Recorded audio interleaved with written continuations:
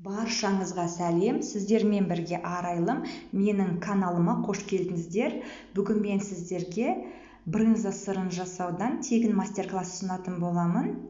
Көріп отырғандарыңыздай, мінекей брынзамыз дәл дүкендегідей шығады, өте дәмді әрі қолжетімді заттардан жасалады, ешқандай қиыншылығы жоқ.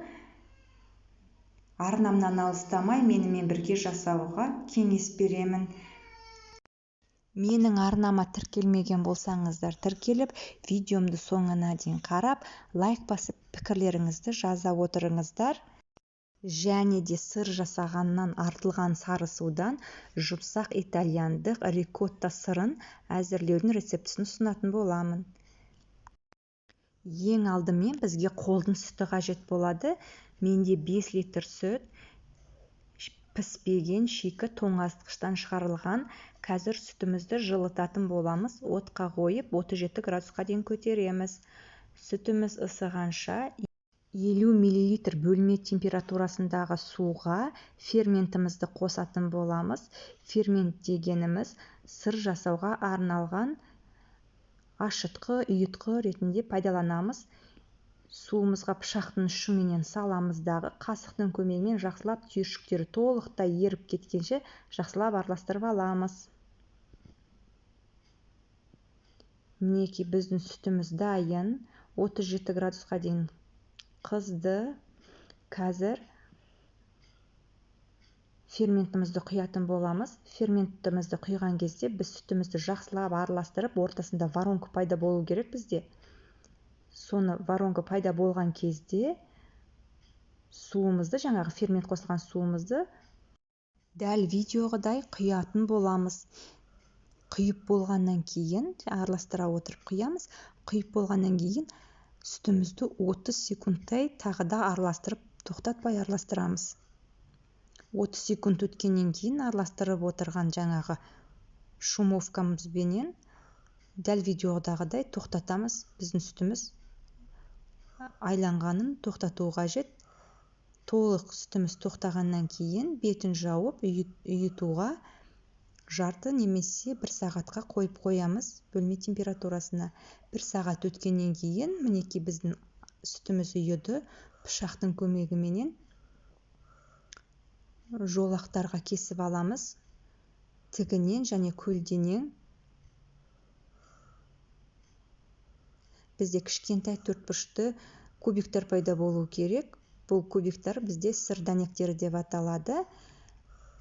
Бізде шамамен бір 3-4 сантиметрлік квадратиктер пайда болу қажет. Ортасы кесілмей қалған жағдайда араластыра отырып, видеодағыдай кесіп аламыз. Барлығын кесіп алғаннан кейін бөлме температурасында бір 20-25 минут қоя тұрамыз. Біздің сары суымыз толық бетіне шығып, сыр дәнектері сүтіміздің астына кетуі қажет.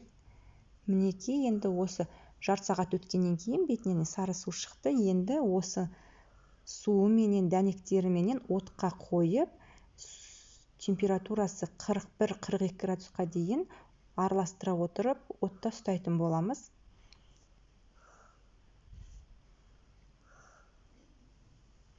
Мінекей біздің сыр дәнектері 42-ден көтерілді. Енді дәнектерімізді сүзіп аламыз.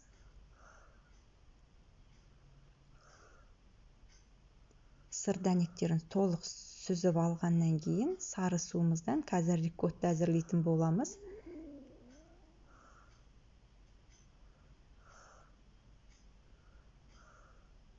Мінекей толық сүзіп алдық. Сары суды қазір рикоттаға әзірлейміз, ал мынаны сүзуге қоямыз. Біздің сырымыз уже дайын. Қазір артынан тұздау ғана қалды.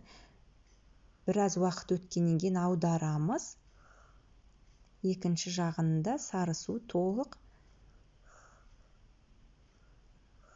кетуі қажет. Енді біз рикотта сырын әзірлеуге кірісеміз. Бізге уксус қажет болады. 2 ас қасық алдын ала стаканымызға құйып аламыз. Немесе сразу сүтке де құюға болады, сары суға да. Енді осы сары суымызды оттың үстіне қойып, қайнатуға дейін жеткіземіз. 90-100 градусқа дейін енді қайнайын деген кезде жаңағы уксусымызды, 2 ас қасық уксусымызды үстіне құямыз, араластыра отырамыз. Бетіне көпіршіктер пайда болады. Сол бетіндегі көпіршіктер рикотта сыры деп аталады. Өте дәмді, жұмсақ болып келеді. Байқасаңыздар, біз әлі сары суымызға тұз салған жоқпыз. Сондықтан біздің рикоттамыздың дәмі өте нәзік болып келеді.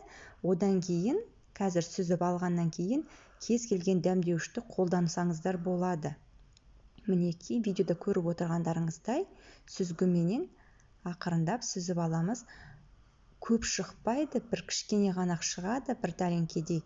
Бірақ сонда дағы дәмі өте дәмді болып келеді. Өзіме қатты ұнайды осы рикотта сыры.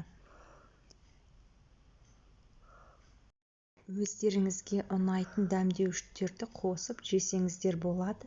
Тіпті ештеңе қоспай-ақ нанның бетіне жағып жеуге де болады. Творогтың дәміне ұқсайсыз, өте дәмді болып келеді. Жұмсақ рикотта сырымыз әзір.